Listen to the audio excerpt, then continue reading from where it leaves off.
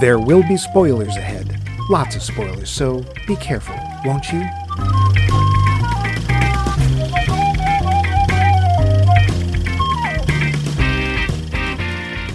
Welcome, most honored and august listeners, to our penultimate entry in our Directors in Short Pants series. We shall reverently discuss the first effort of one of the titans of cinema, Akira Kurosawa, and his martial arts opus, Sanshiro Sugata.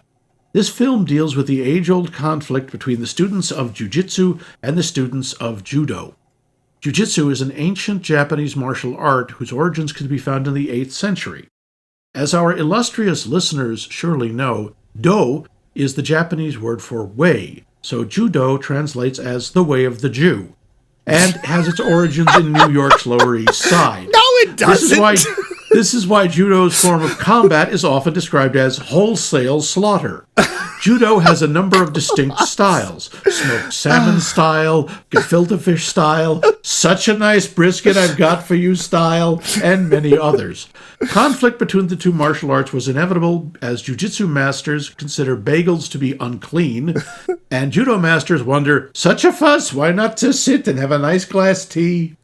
One can only imagine how the great Kurosawa brings his unique style and flair to such a conflict. Join us now and find out. I am your most unworthy host, Max, Way of the Forgetful Marmoset Levine, and over there, just emerging from his Zen trance, is Mike, Way of the Reciprocating Hamster Loose. Some arugula you would like, maybe, Mike? Max can only say that because I'm gay. Anyway. Wow, I honestly fell for that. It's like, is he going to do an opening that's that dry? And okay, judo, way What are you of saying the about Jew. my arugula? You saying my arugula is dry? I hate that green leafy It stuff. really tends to be.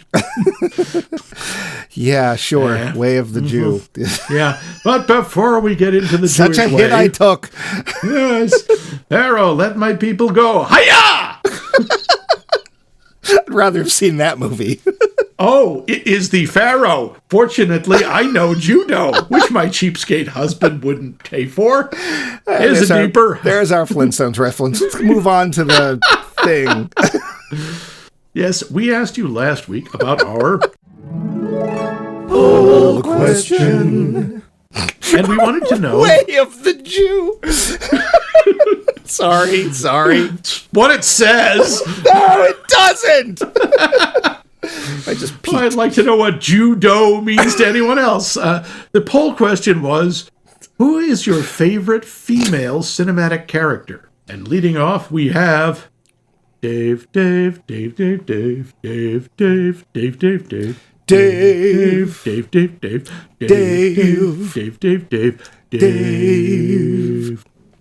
Who will Tough probably be call. able to tell you what judo means, but go ahead. Yeah, of course he does. No, he studies karate. But he still speaks Japanese. Well, he'll tell you he does. If he says judo means something else, he's making it up. Yes, Dave says, tough call. For character acting, I think the old lady parts give the most freedom to the actress. I don't want to talk about old lady parts. Oh, no. Oh! Now that's in my head. Thank you.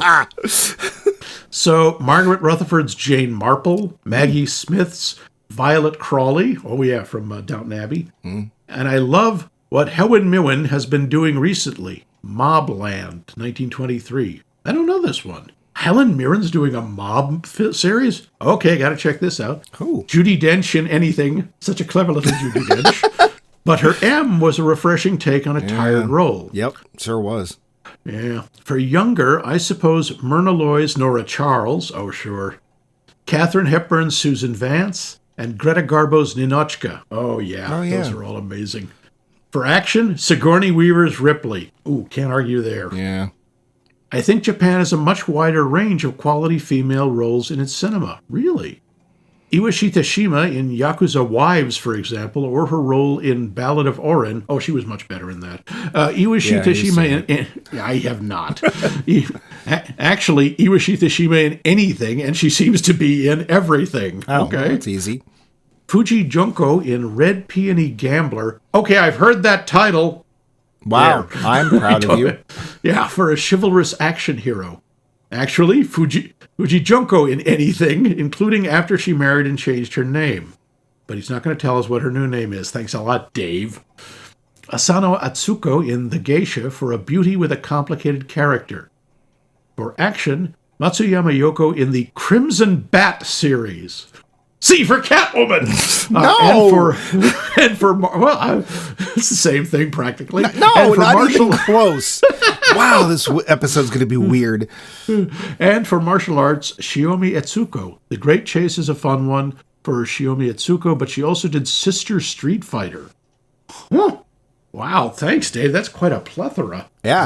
I'm really interested to find out about these Japanese action heroes. Aaron Perez simply says Trinity from The Matrix because she's, I hope I can pronounce this, C. It's like 6 X's. Yeah. Boy, yes, she is. You're batting 0 this week. Go ahead. Hey, that's up from last week. Keith Wright says, I feel bad for what I'm about to write because Dave Mackman just opened the library. I love Pam Grier in just about anything, but she was so good in Jackie Brown. Mm-hmm. I also love Margot Robbie as Harley Quinn because she cracks me up. She was fantastic in I, Tonya. Yes, she was. Great movie. Allison Janney, Angela Bassett, and Alfred Woodard are 3 of my favorites. Angela in Strange Days and Alfred in pretty much anything. She was kick-ass in that Star Trek Generations movie. Borg sounds Swedish. Not as comprehensive as David, but that's my story, and I'm sticking to it. Thank you, Keith. He went more for the actors rather than the characters, but so did Dave, really, but that's okay. Yeah. I mean, Dave covered it by saying in almost anything, so yeah, that's fine. Dr. Professor Rebecca Pelkey says, I'm a big fan of Eowyn. She was a quiet sort of badass. True. Yeah. She also, Kaylee from Firefly / Serenity, another atypical strong character in an understated way. You will find many on the internet to agree with you. Kelly Cooper says, I'm not super coherent right now. Oh no, kryptonite. Calgonite. Yeah, but one of my favorites is Reggie Lampert from Charade. Oh, yeah. As played by the amazing Audrey Hepburn. Bewildered and anxious, but brave, chatty, clever, and food-obsessed. Although she doesn't eat anything. That poor woman weighs about 25 pounds. Would you like a sandwich, Mrs. Lambert? Of course, I love Ripley from Alien. Another one for Ripley. If The Dead Don't Die had been about Tilda Swinton's Zelda Winston, it might have been a watchable movie instead of a boring, disappointing fest. Oh, yeah, I'll give you that. I absolutely will agree with you there. Yim Wing Chun, as played by Michelle Yeoh in Wing Chun, is one of my role models. Well, it's Michelle Yeoh, of course. I know, right? Brave, smart, and clever, but still romantic. Charlize Theron's characters in any of her badass roles. Oh, yeah. Atomic Blonde, The Old Guard, absolutely. Oh, and Furiosa. Oh, yeah. Oh, and Sania Nanua blew me away as Melanie in The Girl with All the Gifts. Huh. Okay. It's a zombie movie. Oh, didn't see it. Charles Forsyth says, Margaret from Liquid Sky popped into my head. Ooh, never saw that. Me either. I saw Vanilla Sky. Is that close? Different flavor. Oh. But I'll have to go with Ellen Ripley. There you go. Fun fact, when the script was written, the character was just Ripley. It didn't become a she named Ellen until they cast Sigourney Weaver. Oh. I think that is one of the reasons why she's such a great character. She wasn't written with any of the women character tropes. Good point, Charles. Yeah, written by a guy. Well, yeah. Yeah, she's a biggie. And strap in because that loquacious fella from the Emerald Isle, Bill O'Lading, has come in with his. Quote, as God is my witness, they're not going to lick me. Ew. Oh, wait, that's the... I'm going to live through this, and when it's all over, I'll never be hungry again. No, nor any of my folk. If I have to lie, steal, cheat, or kill, as God is my witness, I'll never be hungry again. As God is my witness, I swore turkeys could fly. There are many evocative female cinematic characters in cinema who set out to get what they want no matter what the cost. Dorothy Gale... Dorothy Gale, really? Well, she does have to go and kill a wicked witch. Yeah, I never thought of her as particularly brutal that way, but I guess. Oh, really? See our entire episode on The Wizard of Oz where you claim that she's a murderer. Well, she is, and she made that poor Munchkin hang himself on set. No, that didn't happen. It's an emu. That's what they want you to think. I've seen it. Eve Harrington, Rose DeWitt Bukater, all the A Star is Born leads, but I'll go with a problematic one. Gone with the Wind, oh boy, has aged poorly for many reasons. You think? Whitewashing history, overly long maudlin sentiments, Butterfly McQueen. But damn if it still doesn't pack a wallop due to the performance of Vivian Leigh as Scarlett O'Hara. God damn it, I can't argue with that. Leigh secured the role after the biggest, most publicized, never-to-be-equaled casting call Hollywood ever put out. And no one can ever say it wasn't the right choice. Leigh made the part her own and turns what could have been an absolute career-destroying disaster, cartoonish ditz bitch. Ditz bitch, I have never heard that. I'm going to call everyone a ditz bitch from now on. I wonder who number one's going to be on that list. Shut up, you ditz bitch. And into an evocative and captivating character study. A coddled debutante focused solely on parties and frivolities must grow up, adapt, and survive as her whole world is destroyed. You forgot improve. Yep. Lie, steal, cheat, kill. Boy, does she ever. Crush, kill, destroy. And never apologizes for it. Even the sweet, idealistic Melanie Wilkes admires her. Rhett Butler is captivated by her liveliness and independence and only leaves when he realizes he'll never truly tame her. Is she a failure as a wife or is he a failure as a man? Ask his ears. In the end, Scarlett, temporarily set back by this abandonment, gives her final monologue about returning to Tara and making plans to win her husband back. Tomorrow is another day, she says. Or, more simply, I will win. I thought you were going to say, or is it? Scarlett always wins. There can be no alternative. And for that, Katie Scarlett O'Hara, Hamilton Kennedy Butler earns cinematic immortality and my vote. I'll also add Melanie Wilkes to my list. Really? All she does is have a baby and die. One of the many things I love about Gone with the Wind is Scarlett's relationship with Melanie. The sweet, optimistic Wilkes is beloved by everyone who meets her. It's a delicate role and could have easily drowned in easy melodrama, especially since Scarlett's enduring conflict is her futile love of Melanie's husband, but they really do become best friends. Melanie represents the sympathy and humanity Scarlett sometimes lacks in her "it's all about me" mentality, while Scarlett brings Melanie down to earth when she gets too precious for her own good. It is never explicitly stated, but they seem to sense an inherent strength and resilience in one another and respect each other because of that. We think of Scarlett's strong moments, midwifing Melanie's son, driving the cart, keeping just ahead of Sherman's march and shooting the Yankee soldier burglar in the face. But it's easy to forget that Melanie gave birth as the city around her burned. Melanie was in the back of that cart, keeping a baby alive even though she could barely stay conscious herself because of the pain. And it was Melanie who appeared at the top of the stairs seconds after the shooting with a sword in hand, stating with dry eyes, "I'm glad you killed him," and then suggests they rob the still bleeding corpse's pockets. It is Scarlett and Melanie that have the most compelling relationship in Gone with the Wind, and I argue it's among the most deep and complex in cinema. Oof, wow. All I have to say is that I don't Monday through Friday know nothing about birthing no Monday through Friday babies. Samuel Jackson is prissy in Gone with the Wind. That was quite an essay. That really was. Yikes. Yeah. Okay. The words of Scarlett O'Hara, there can be only one. That was not, in fact, Scarlett O'Hara. That was Highlander. Oh, I get those two confused. I understand why. It's all the sword fights. Well, thank you, Bill. Thank you, Billy Boy. And from the far-off Emerald Isle, we now head to the snow-covered peaks of Mount Canada. And Vince. Mount Canada. They only have one mountain, but it is a big one, I'll say. Okay. I have to say Louise Brooks as Lulu in Pandora's Box.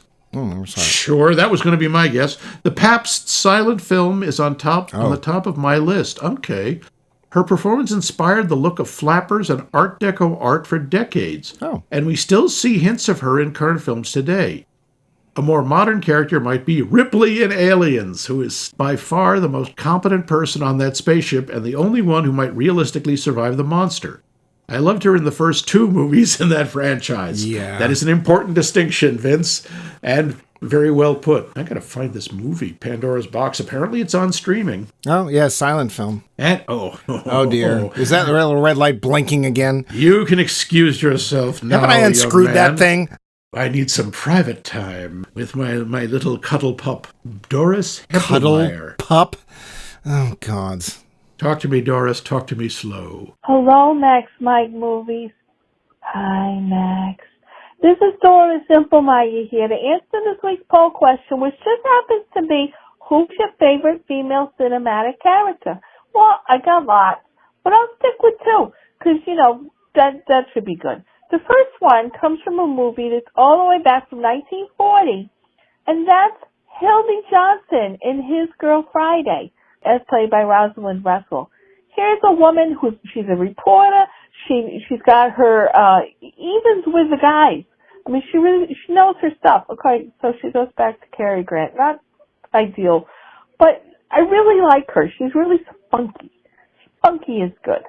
The other one I go for is she doesn't have a last name in this movie, which I think is funny. Her name is Fran in Strictly Ballroom, and it's almost the same thing because the thing about Fran is she has hopes and dreams. She's a plain Jane. She's not very good. She's a beginner at dancing, but she has dreams, and she believes in her dreams, and she wants the guy to believe in his dreams. And then she's not afraid to tell him off when he's so high and mighty and thinks that she's nothing. And she says, no, I am something, and I'm going to show you. And, and that's really cool. So those are my two answers. I hope you guys have a wonderful week. I know Max will. I'll see you later, Max. And I can't wait to hear next week's episode. Bye. Oh, Hildy Johnson is awesome. Rosalind Russell and Cary Grant. Oh, that sounds like a terrible pairing. Who'd want to see them? They are awesome together. His Gal Friday? Oh, yeah, nobody ever saw that. It was a big bomb. Oh, yeah. Didn't get remade or anything. Oh, yeah, I haven't seen it. Fran, oh, yes, from Strictly Ballroom. Especially when she just finally erupts in that little Spanish thing, which is a life lived in fear is a life half lived, which goes throughout the whole thing. And we would both like to emphasize there are no new steps. Stips. Stips. S-T-I-P-S. Yes. Thank you, Doris. And Max, there's a little bit of a lot of drool you might want to. No. But thank you very much. These were terrific answers, everybody. Fascinating stuff. But what about you, Mike? Who's your favorite female cinematic character? That's tough. There's so many. Yeah. It was an unfair question. I know. Ripley is what obviously... kind of jerk would ask that? Oh, right. A jerk like you, but not you. That's who. Mm-hmm. So I do like Ripley a lot. I loved the fact that she was just competent and got things done. And she saves the cat, which quite honestly, that's a big point in her favor. That speaks very well for her. But although she only had one churn at this character, it was Emily Blunt in Rinse, Dye, Repeat, whatever. Same thing. A Edge perfectly, of Tomorrow, perfect. It still sounds like a soap opera. This week it does. on Edge of Tomorrow, is the baby hers? Yeah. I really like the fact that she too was a very capable character, that we didn't have to go through that, well, she's a good warrior for a woman crap. She was just good. She was in charge. She was focused. We, of course, have to switch that focus to Tom Cruise because he's... there's tons of other people. I also really love Reggie in Charade. Oh, yeah. It's such and even though the pairing is awkward at the least, it still kind of works. Oh, Dad. Honey. Yeah. There's just tons. I just really wanted to bring focus around to women characters because they don't get nearly enough of it. And we so often overlook because they're so often given little to do. I've been re-listening to our episodes. I cannot tell you how many times we are listing the cast and it's like, well, she's good, except she's given nothing to do. Yeah. So yeah, I really wanted to ask because I wanted to find some people to bring some stuff up. But what about you, Max? Name some of yours or one of your favorite women characters. Well, I do have to go along with the others who say Ripley. Ripley is awesome. Yeah. But the one I really like is one we never actually see, and that's Samantha from Her. Oh, Scarlett Johansson as the computer voice. I thought Samantha was a fascinating character. I thought she was really cool. And it's amazing to see her grow and develop, and we don't see her. She's just a voice. Oh, also Michelle Yeoh in Crouching Tiger, Hidden Dragon. Oh, there's such a so dichotomy cool in there of like how much she Yes. wants to do stuff with Chow Yun-fat, but she's responsible for this crazy, unfocused power that steals the Green Destiny. Yeah, I mean Michelle Yeoh in anything, honestly. Yeah, It pretty doesn't much. matter. I don't think I've well, there's this one 80s cop movie she was in where it's like, that's Michelle Lord, Yeoh. the one with Cynthia Rothrock. Yes. Yeah, but Yeah, other than yeah. that, I'll watch Michelle Yeoh in anything, anywhere, all at once. So Oh, I see what you did there. yeah. But those were great answers, and we want more for this next question. Ooh. Now, you must answer, and you must answer immediately and honestly. What is your favorite martial arts movie? Oh. Yeah. Specifically what is your martial favorite arts-based movie. Oh, martial arts. Now, you want to make a case that American boxing is a martial art? Okay, I'll go for that. But Okay. it's got to be a movie focusing on martial arts. Okay. And at the end of the show, we will read the sacred scroll that will tell you the proper way to answer the question. Ancient Chinese secret, huh? But now, The facts. budget. No clue. No idea. I can't find anything. And part of this is this movie, Sanshiro Sugata. I'm going to have to say it a few times because I have never heard of this movie. Ever. Nope, me neither. And it was made in 1943, where there was kind of some other stuff going on in Japan at the time. So a lot of information either didn't get recorded or was not released. Yeah, that was one of my first notes was, how is this made in the middle of World War II? But okay. Yeah. To give you an idea, this movie has been remade 5 times between 1955 and 1977, and twice turned into TV series, 1970 and 1977. Huh. Kurosawa also did a sequel to it in 1945, cleverly called Sanshiro Sugata Part 2. Oh, do we find out I'm where he guessing goes? Because that was one of my questions. Like, where are you No, going? he went to Yokohama. But why? Well, we'll come back to that. Huh? Yes. As they tell us at the beginning of this movie, the Criterion Collection tells us 1,845 feet of footage was cut in 1944 in accordance with Japanese wartime entertainment policies. No one has ever been able to recover it. Oh. This movie is about 80 minutes long. It's supposed to be 97. Oh, dear. Yeah, I have a question about that in Yeah. my notes, so we'll come back to that. Yeah, we'll get to that. The book, this is based on a book called Sanshiro Sugata, was written by Tsuneo Tomita, who was at the time of the book release a 38-year-old judo master turned novelist. The Sanshiro character was sculpted around Tsueno's teacher and celebrated judo expert Shiro Saigo. Oh. So it's based on a real person, sort of. I actually thought it might have been historically a real person, but I guess not. Though the film made it past the military censors, Kurosawa described the evaluation process as very similar to being on trial. Oh, dear. When asked about his experience filming this movie, Kurosawa said, "I simply enjoyed it. I went to sleep each night looking forward eagerly to the next day's shooting, and there was absolutely nothing painful in the experience. The whole task was carried out with a feeling of ease." Neat. Well, aren't you spirit?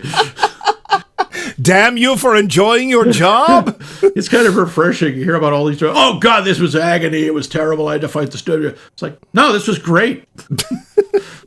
Good for you. During Ooh, World War Kurosawa-san. II. Huh. Yeah, during World War II. Yeah, Okay. there's a little more on that later. The cinematographer, Akira Mimura, recollected in his diary that the outdoor scene of Master Yano, this is right near the beginning of the film, fighting the gang of jujitsu men Yeah. by the riverside, it was almost 0 degrees. Oh. And all the men thrown in the river one by one had to be immediately pulled out of the water and driven back to the hotel to warm up. That's why you don't see them again. That's why you don't see them getting out of the water and you don't hear them splashing or yelling. It's just, get me out, get me out, get me out. Yeah, I kind of wonder, were we supposed to think they died? Well, whatever. That's fine. We'll come back to that and other things. Kurosawa loved the book. He begged Toho Pictures to buy the rights for him to make this movie even before the book was officially released. The producer, Nobuyushi Morita, told him, "We can't buy the rights until the book's officially published." According to Kurosawa himself, He stalked bookstores until he finally found a copy, which he bought and read immediately, and then sent over to Morita that day.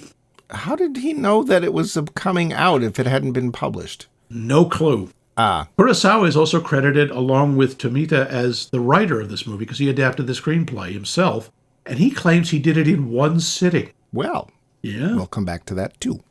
Now, the information section of the Japanese Navy, just after the success of this movie, apparently it was a success, I have no numbers on that, approached Kurosawa about making a film focusing on Zero fighter pilots. That seems weird. You know, wouldn't you want to have some fighter pilots? It's the name of a plane. Oh, right. Due to the budget issues at this stage in the war, which I think meant instead of planes, they would have had to use paper airplanes or shadow puppets or something. He did, however, make a movie called The Most Beautiful in 1944, which is, this sounds like a real barn burner, female volunteer workers at an optics plant who do their best to meet production targets. Does that ever sound like wartime propaganda movies? Yikes! No, I'm sure there's love and history and a twist at the end. Okay. This film was not released in the West until 1974, and in most markets it was under the name Judo Saga. Yeah. Yeah. Okay. And the climactic fight scene was originally planned to be filmed on a stage set with painted clouds and large wind fans. Kurosawa really didn't like the look, and he got permission from the studio for 3 more days doing outdoor location. Day 3 delivered the huge windstorm used in the final footage. Cool, we'll come back to that. Yep. There isn't a lot else about that, unless you have something? No. I mean, I looked a little into Kurosawa, who's a very interesting character, not least of which that we kind of owe our exposure to Godzilla to him, because in 1950, Rashomon won the prize at I think it was the Venice Film Festival or one of the big ones. And they were like, oh, maybe there's something worth something in these Japanese films. And then literally 2 years later, Godzilla came out. So, but lots of other things. Apparently at various times in his career, he was he was trying to break into Western film. Apparently there was a lot of issues with working within the system in Japan, which we've heard before in some of other films. And his breakout film was supposed to be Tonight on the Movie Loft, Tora. I thought he did direct that. He did not. He was supposed to direct the Japanese half of that, but partway into production, they all thought he was actually insane and had him taken to a psychiatrist. And the psychiatrist basically said, he's just really tired. So just leave him alone. He can't work. He shouldn't work. And so he bowed out. So somebody else directed it. Dang. And his name was taken out, although they still used his script. I had to look into that. And he had a real dry period for a while until Star Wars came out, which that's Hidden Fortress, you bastard! It's not. If you've seen Hidden Fortress, they're not the same. It is influenced by it, which Lucas fully admits, and he is a big fan of Kurosawa. And Kurosawa's like, hey, I kind of want to do another movie, and I'd really like if it was something that was successful. And he helped get Kagemusha made. Which is kind of cool. Just a little. There's tons in there, tons more. But just anyway, he's a fascinating character. Tell us this Japanese tale, won't you? I shall tell you the plot. And don't do that voice. And I will do it in authentic Japanese. No, you won't. No, I won't. Judo. You don't. Sanshiro Sugata has a plan. He will come to unnamed 19th century Japanese town, search down movie set lane, and find an instructor who will teach him the ways of jujitsu. He finds one. That's good. But the instructor is a brutal lout who drinks and gambles. That's bad. But apparently there's a new judo master nearby. That's good. But Sugata's new teacher wants to go and ambush him and beat him up because jujitsu rules and judo drools. That's bad. But hey-ho, Kokomo, the judo master, Mr. Yano, handily clobbers the lout and his loutettes. Not being a complete moron, Sugata becomes his rickshaw driver, because that's how you study judo, apparently. Sugata goes on to become super best excellent judo fighting man. That's a very rough translation. Very. But he only sees judo as a way to beat people up, which annoys Master Yano. Apparently, to truly grok judo, one must understand humanity. Student Ed Gruberman is so frustrated he throws himself into a pond, intent on moistening himself to death. But in the water, he is inspired by the sight of a perfect lotus blossom and suddenly understands humanity, because lotus blossoms can do that. Sugata later ends up in a match where he defeats and sort of kills another jujitsu master. This deeply upsets the lovely Sayo for some reason. She now hates Sugata and wants him dead. That's bad. And lurking nearby is the great jujitsu expert Genosuke Hagaki, coward, bully, cad, and thief. We know he's a bad guy because he exclusively wears Western clothes. Boo! Yes. Hagaki wants to fight Sugata, but he knows he has to wait until the final scene or we won't have no picture. Along the way, Sugata has to fight Master Murai, the father of Sayo, but Sugata has fallen in love with Sayo because she prays a lot and he fixed her shoe. Look, just go with it. True. Sugata defeats Master Murai, but managed to not completely murder him, and now they're pals. But now he must fight Hagaki. He wins, and now they're pals. Then he has to go to Yokohama for some reason. The end. The moral, beating someone in a judo versus jujitsu match means you're pals. Thank you. The film. I hate to say this, but you're, for the most part, your little reenactment there is accurate. Yeah. Again, it is kind of frustrating. They put notes in the movie and tell you there's 18 minutes missing here, and every so often it's like, now this happens. Yeah. And now, I think it's twice, this is what happens that you can't see. Yeah. And this is what happens that you can't see. Yeah, well, we'll get And I really to wish that. we'd seen because it's really confusing. Well, it's not. Well, we'll get back to that. We have to do the. Well, we're gonna, I guess, briefly do the cast first. Yeah, we'll do 'cause some of the cast. Let's be fair. We don't speak Japanese. It's No, hard we're for not us really to qualified to really judge them. gauge. The performances, Yeah. but The one they tend to start off with is Denjuro Okochi, who is Master Yano, Shigoro Yano. yeah, He is very much the kind of standard, yes, I am the master. yeah. I have much wisdom. I will stand here and glower. I am. Yeah, but he's obviously very. He's a kind-hearted person too. I love the fact that when he is first set upon by the bad guys, and he's just like being rickshawed through town, he's basically like, "Okay, do you really want to do this?" And after he throws the first guy in the river, he's still like he's not attacking anybody. He's actually standing right near the river, which, having seen the first bad guy thrown into it, you might take a clue that this is not a good thing. No, these guys do not learn quickly because none of them are even a challenge for him. Well, my favorite of the bad guys is the bad guy named Mama. And it's Manma. They wrote it wrong. Okay, because it's like, oh no, I'm going to be attacked by Mama. No, Mama, no. Mama, no! Yeah, no, see, he is that wizened master of the martial arts that only fights when he has no other choice and does not seek to kill people. Although because of this whole cold water thing, I'm like, did they all die? Did he literally just killed 6 guys? Luckily, they kind of sort of show up later. So, but you've forgotten who they were by that point, so it doesn't really matter. So yeah, sure.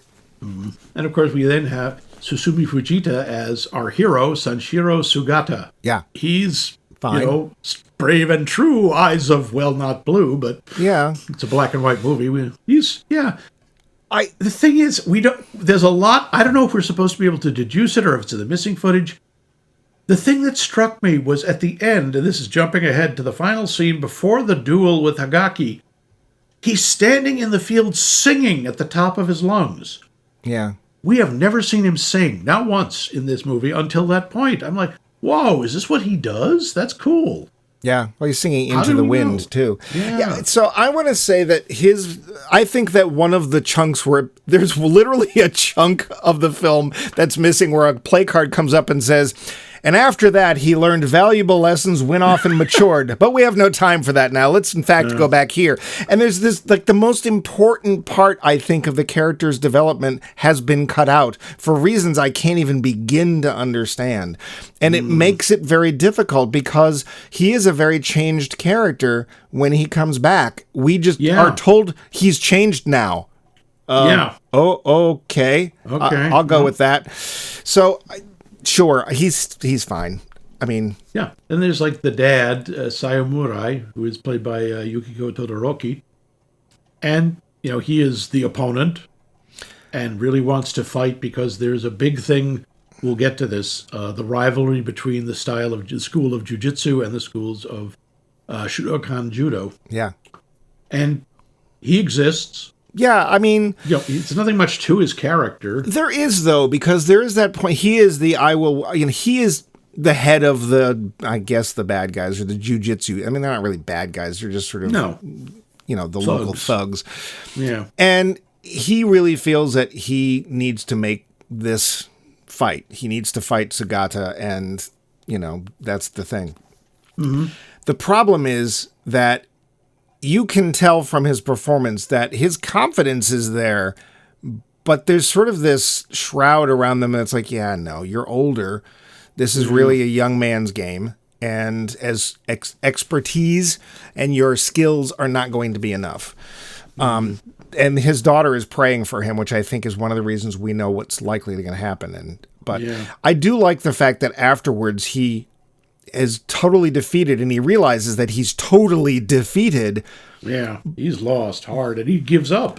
But he also steps into a new part or a new time of his life, and he becomes friends with Sanshiro Sugata, and it's actually kind of touching. They actually get along very well.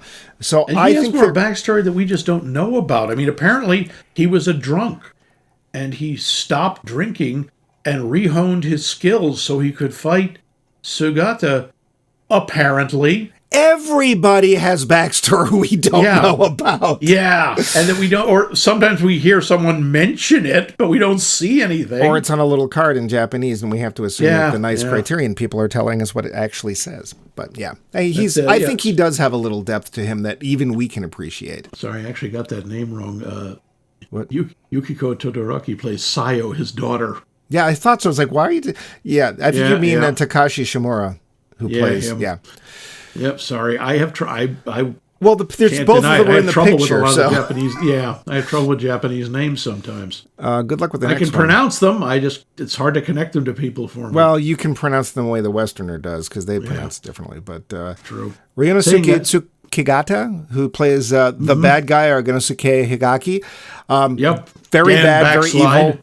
Very, very evil. You know this because he has facial hair and he always wears Western clothes. This is a trope in a lot of Japanese cinema. You could almost always peg the bad guy because he wears a suit. Well, now let's be fair. I think there is a lot of suggestion in this film about the influence of Western culture and how it's perceived. Yeah. And that is a big theme. I think I don't know this for sure. Dave will correct us if we're wrong. Yeah. But I think there were people in Japan at the time when we showed up, because it was the Americans in 1860 something that showed up and said, you must open your borders. Just like that episode of Speed Racer. That's right. Kapetapek. You must open your borders. So I think that there were a lot of people who were like, cool, something new, let's glom on to this. And there was a lot of traditionalists that were basically of the opposite opinion, like, this is something that's changing our culture and it's not good. It's a bad thing.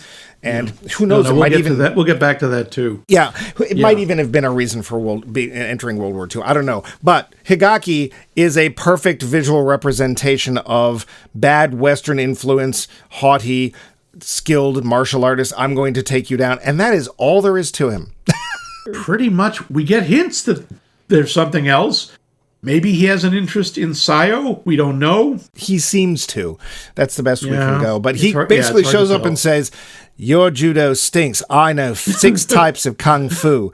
And I'm going to take you down, Sugata. Okay. I do have to say about Tsukigata is he has real presence. Yeah. He's really menacing often just by standing there and looking.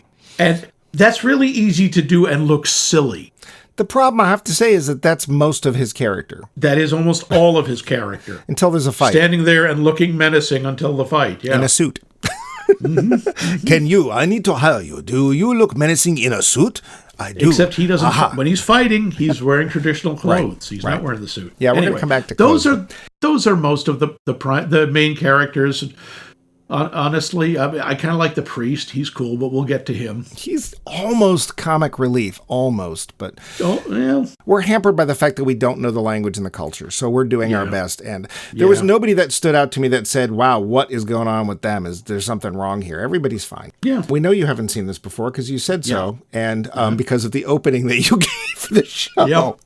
I will never forget you. Yes, but obviously judo. I'm an expert on the history of judo. So now, by the way, that is a real thing. Jiu-jitsu goes back to the 8th century. It is old. The samurai were taught it for unarmed combat. Judo showed up in the 19th century. Mm-hmm. It's not even 200 years old. Yeah. So it was considered kind of the upstart whippersnapper of martial arts. I can give you the most surface idea of what the difference is between the two. Really? Wow, that's a surprise. Yeah, ain't that a shock? Yeah. Jiu-jitsu, they focus mostly on holds, throws, and joint locks. There aren't a lot of strikes. Mm-hmm. Judo tends to be, as I understand it, which is not very well, more oriented as a sport. Oh. And that is one of the things that a lot of the jiu-jitsu folks don't like about it. There's apparently a Brazilian form of jiu-jitsu, and they and the judo people loathe each other. Is that capoeira? No, I don't know why. No, it's actually... actually, I don't know. Capoeira is really fun to watch. Dear gods, it's amazing. It's like breakdancing that kills people. No, that's more kicks and strikes. I know, but it's cool. I can't say. Oh, it looks awesome because it was disguised as a dance. Because they weren't allowed to study, the Brazilian folk, the peasants, weren't allowed to study how to fight. So they had to hide and say, oh no, we're dancing. This is all dance practice. Just like that episode of Batman where he's going to have his little pebbles dropped on his head, then he does the Batusi, but then he really fights the bad guys. Yeah. Exactly. So I wonder if that's not part of the other theme, though, which is we're looking at the Western influence and the new being the bad, but judo in this case is being the new that's being good. I wonder if it's done that way on purpose to provide contrast. I don't know. It might very well be. I do have a question. Yes. I know you're not an expert in judo, as should be obvious. Does judo require clothing? Yes. What do you mean require? People usually wear a gi like they do in most of the martial arts. I know, but I'm watching this, and every time the judo stuff starts, somebody has to grab somebody's shirt, and I'm like, what if he hasn't got a shirt? Now what do you do? Yeah, I noticed that. I also, because in a lot of modern martial arts matches, like Olympic karate or Olympic judo, you're not supposed to grab the other guy's clothing. That's kind of cheating. Well, so I kind of wonder, it's like, can you walk up to a guy who's going to do judo and you just take your shirt off? Oh, he wins. I mean, I don't know. I'm betting there are other techniques that don't require clothing. Yeah. So we know this takes place in 1882. This is full-on Meiji period. Yeah. The power of the emperor has been restored. The shogun's been reduced to basically opening shopping centers or the equivalent. Okay. And this is when, as you say, this is one of the conflicts, because one of the big conflicts in the Meiji period was, do we open up our borders to the West? Do we allow trade with the West? And the only way you can do it is if you have a race where your racer and their racer come together, and whoever's racer wins. Oh, I'm sorry, that's Speed Racer again. I am so embarrassed by the fact that when, in the match between Murai and Sugata, we keep hearing Sayo's voice, "Father will win," and all I kept thinking was, "Kabbalah will win." See? I apologize. I'm so sorry to all people of Japan everywhere. Yeah, I think it's called The Fire Race. It's a two-parter if you want to look it up on Shout TV. But yeah. So, fighting. Yeah, this is the big thing. The big thing was the opening of the borders and this influx of Western goods and Western ideas. And a big thing, the way it's represented in most movies visually, is the clothes. Right. And the fact that, some of them... That's the other thing Higaki does. He smokes cigarettes. Ooh. That is often the mark of the bad guy in a lot of movies. Not always, but very often. Well, let's take a look at Kurosawa's directorial style here. I don't know about you. I don't know how much you've ever seen of it, but I've seen a bunch of Kurosawa. Well, I don't mean about Kurosawa. I've actually seen a little bit of Bunraku, No, and Kabuki, and I really felt there was a lot of that tradition in his staging. I felt that a lot of the poses are very sort of water flowy and then snap to. There's a lot of this. There's a lot of, in some cases, exaggerated movement or exaggerated expressions, which just sort of naturally fell into the way this story is told. Did you notice this, and did it feel strange to you? Not really, because I kind of expect that from him, because he loves doing that. Even the little things like when Sugata first shows up and he's walking down the alley and the women are teasing him. It's this. That's, I think, is right out of, and I'm going to get these mixed up, out of Kabuki theater, where there is there's either a single narrator or almost a chorus of like a couple of people saying, "Oh, you are looking for so and so. You will find him there, but you will not find." That was very, like, traditional theater to me. Oh, dear gods. And, of course, it is echoed in the Mikado by Gilbert and Sullivan. Yeah. Well, yeah, the Mikado is, hello, we're a bunch of English colonizers, and this is what we think Japanese are like. Yeah. The clue, no, that's not. But yeah, and there's also these wonderful, long, slow pans over characters' faces, something that Kurosawa likes to do. He's very into mood, and this is not uncommon in the Japanese films that I've seen, where you will get, especially the end where we're at that windy mountain, we're just like looking at the wind ripping at these weeds and their grass or whatever it is, and we're looking at the clouds. It is all about setting the mood. And I think mood is a very important part of this film, not least of which because all the backstory's been cut out. And I felt that a lot of times expression, camera angles, and that focus on where you are and what the surroundings feel like was used a lot to help get the story apart. What do you think? Definitely. Kurosawa loves reaction shots. You know, he loves showing people's faces, not necessarily what's happening, but how they're seeing it. Yeah. Like they're the proxies for the audience or some such. Yeah, I think that absolutely, and he is very into mood. Yeah. And he doesn't use a lot of music for it. It's all the lighting and the way the angles are shot. Yeah. There's a couple of metaphors he does that are really interesting. Early on, we see this thing where Sugata has basically taken the place of the rickshaw driver, because the rickshaw driver quite smartly has said, "Oh, a big martial arts fight? I'm going home now," and leaves. Yeah. Bye. So he takes over, and I think this is meant to show his humbleness, right? He's almost prostrating himself. He says, "I would like to learn from you, and to show you that I'm serious, I will even start off as your rickshaw driver." And he realizes that those traditional wooden sandals that Japanese wear are not going to work as a rickshaw driver. So he casts them aside. We then follow the shoe as it travels through time, which is a way of letting us know, hey, he's training. Time has passed. Yeah, we don't need to focus on this. No martial arts montage, no, Rocky music or anything. I do have in my notes, so now this is the story of a poor lost shoe as it makes its desperate bid for freedom down the river. Farewell, shoe. Well, of course, the sad part is it never meets up with its mate again, so it's a very tragic story. It will be alone, but we are all alone. Yeah, no, it's a... The film was called Five Toes. Imagistically, I think it works really well. Yeah, there's another one later on where he has that big fight where he kills the guy. And all we see is we're sitting there wondering, the guy has been thrown across the room. I think there were wires. I want to get back to that. But the wall, he hit the wall so hard it broke. So we don't know. But then there is this slow motion bit where one of the rice paper panels above him falls.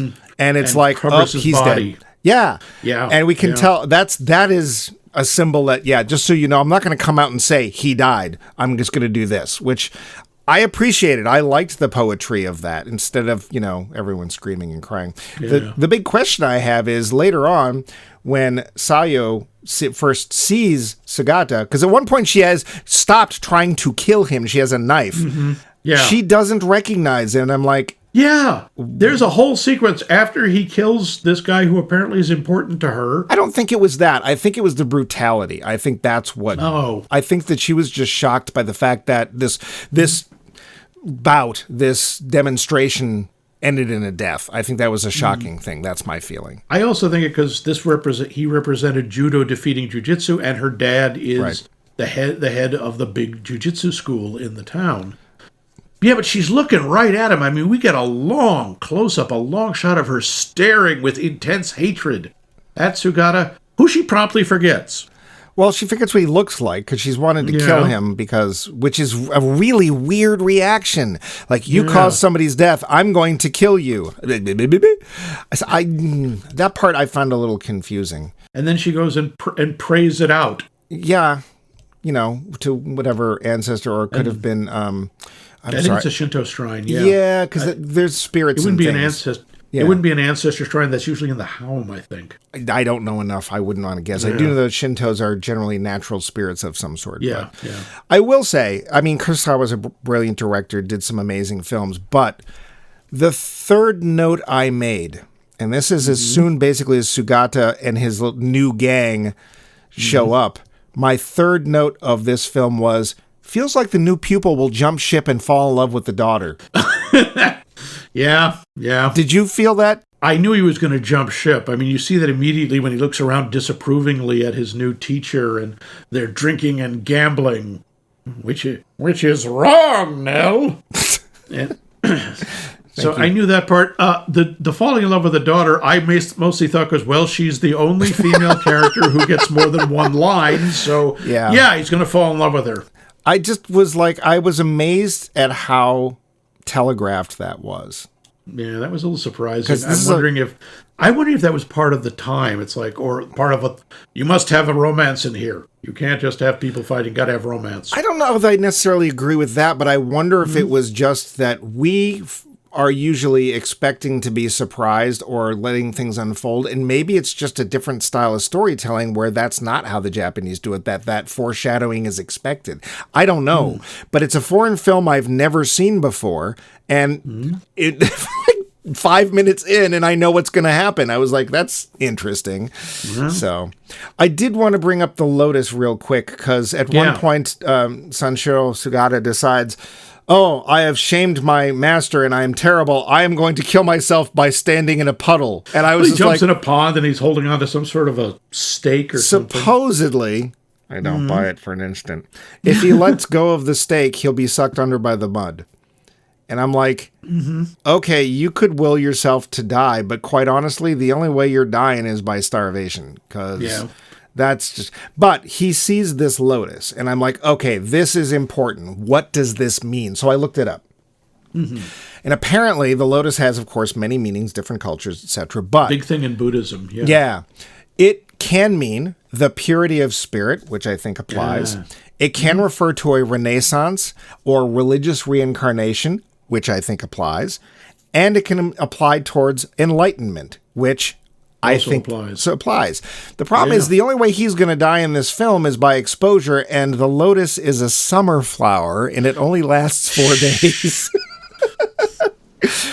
But it's one of those times where you can tell this is important, and the flower's telling you everything, but as Westerners, we don't know what it is. So I'm glad I looked it up. I kind of got the idea anyway. How about you? I got the idea. I thought it was actually very clear. Okay. He's looking at it, and he sees how perfect the flower... I mean, what I was saying is, look, the flower is so perfect. It's in the middle of all this conflict, and it is just there. And that's how he gains insight into humanity. I actually kind of liked Master Yano's thing after, basically Sugata has gotten into a fight with the town and has beaten up the town. Yeah. And as he says, you're very strong. You're stronger than I am. You're incredibly powerful warrior, but you don't get judo at all because you don't understand humanity. There's no empathy with you. You just think it's a weapon. And he says it's like giving a knife to a lunatic. It's like, that's actually a pretty good analogy. Yeah. It's the idea that, to you, this is just something to hurt people. also about other things. It's about understanding what connects us. It's about peace. It's about focus. I think that's a really interesting message, and that he gets it by through pain and through suffering. Very Catholic, and Yeah, no other religion does that. yeah. Forgot guilt.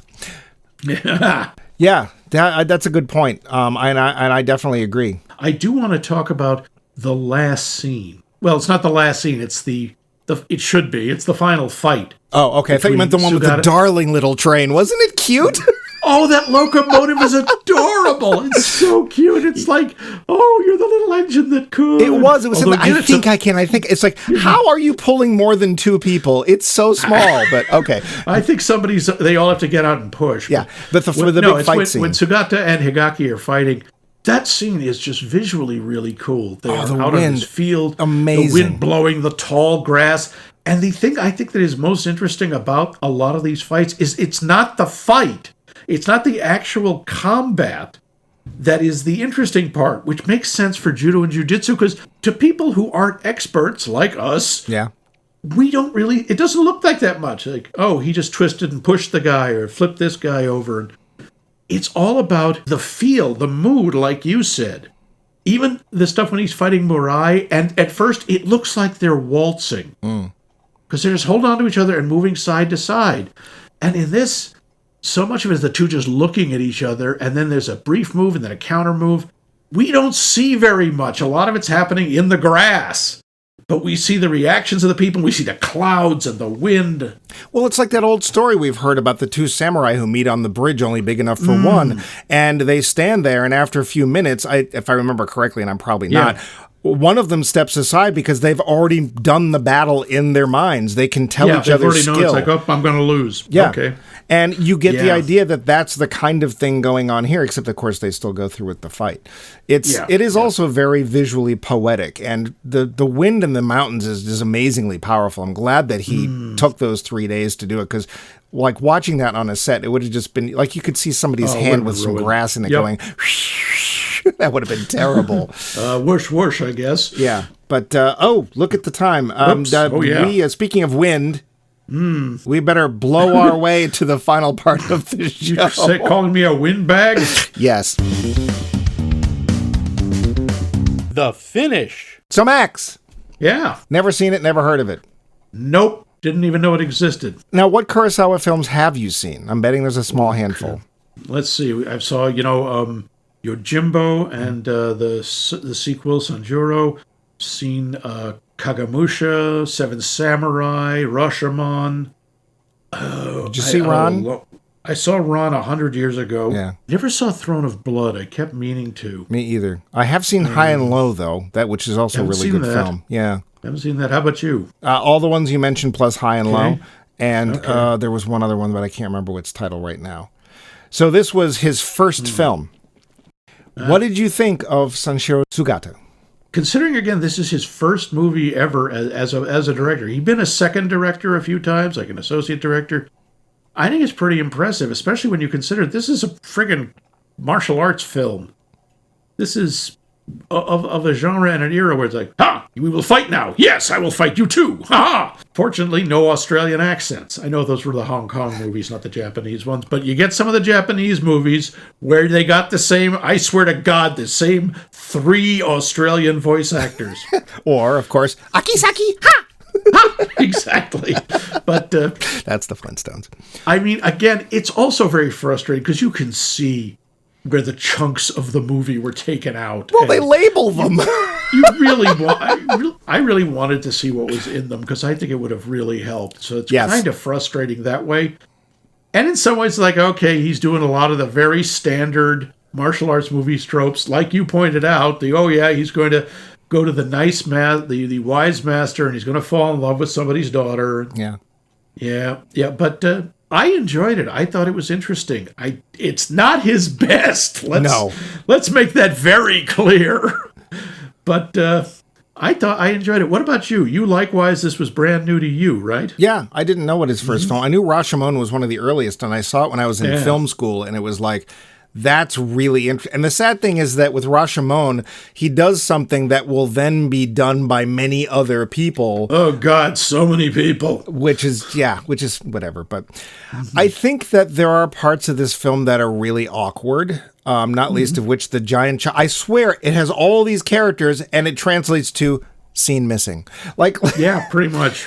Literally, they tell you, oh, he matured and grew up and learned his lessons. And it's like, could we see any? No. Okay, because we had to cut. I really can't figure out why they cut that out. And you're right, the ending is really confusing. He ends up on the train with Sayo, and it's like, oh, I have something in my eye. And he starts to fix it. He's like, oh, no, you don't, I bet.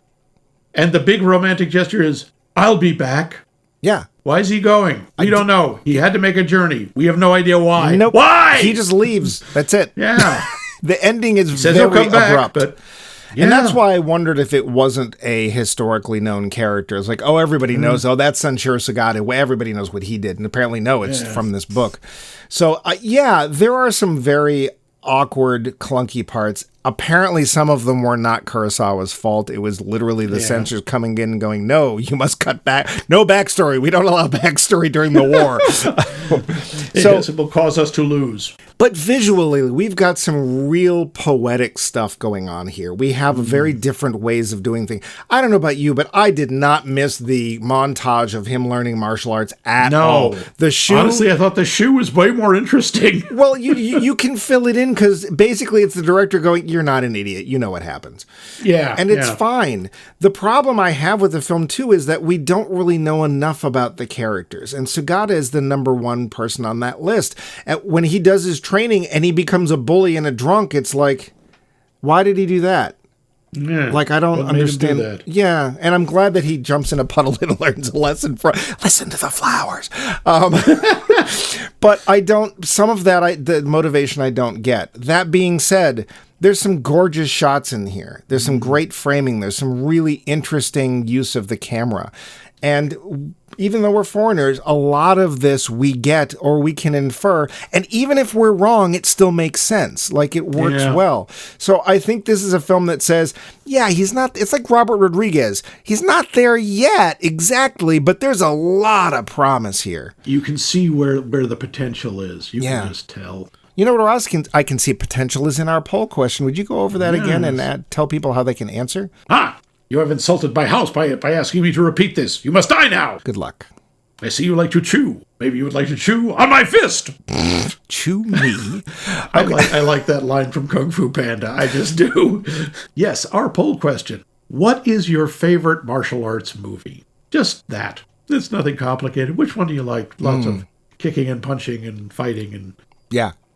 With martial arts part of the rabbit. Rabbit. And yes, and how can you answer this question, you may ask? Well, you may ask. I'm asking. You can, of course, go to our website at maxmikemovies.com and leave a comment. You can email us directly at maxmikemovies.com. You can answer this question. You can give us suggestions.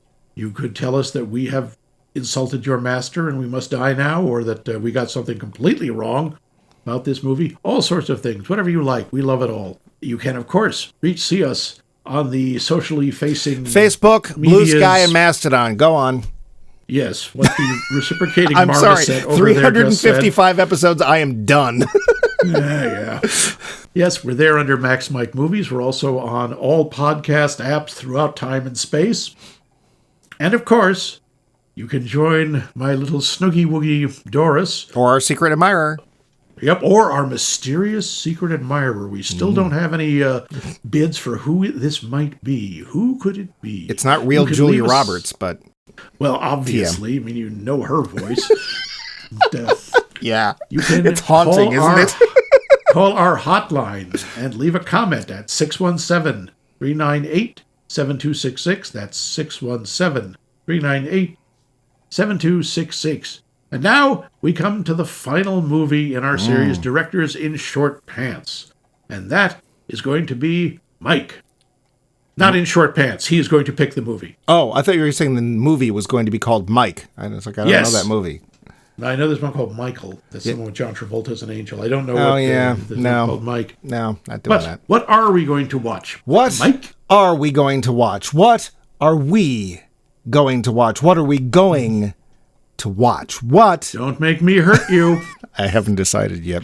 The movie we're going to watch next week is... That you are now going to tell us... is that I'm going to tell you, I'm going to drop the name of the film. Is the first film by a director who has made a lot of films. Okay. I think that Mike doesn't know. Mike is trying to decide. There's two different films that I would like to choose from, and I haven't quite decided, but it's hard when it's time. the last one. Yeah. It's the last like, do we go series out on like a big, well-known, well-respected director who's somewhat problematic? Or do we go out on another director who's well-known and has been kind of all over the board? And I think... either one sounds interesting. It's that time of year. I'm going to go this way. Yeah. This time of year, what are we looking forward to? We're getting into that spooky season. We're getting into that time when people like to be scared. No, people don't like to be scared. Well, some people do, apparently. And apparently one of those people that likes to be scared is best friends with the biggest chin in Hollywood. And Mighty Chin? It is the Mighty Chin. And what film did they make together first? Sam Raimi and The Chin That Roared? Why, The Evil Dead. Now, evil, pure and simple from the 8th dimension. If you have never seen The Evil Dead, you may say, well, I saw Evil Dead 2. Is that the same series? And the best part of that is, sort of. Evil Dead 2 is kind of a remake of Evil Dead 1. But we're not watching Evil Dead 2. We're watching Evil Dead 1 next week. The original, the very first Sam Raimi film. That's right. And after seeing it, we'll find out if Evil Dead won. Oh, I see what you did there. Dun, dun, dun, dun, dun. Die.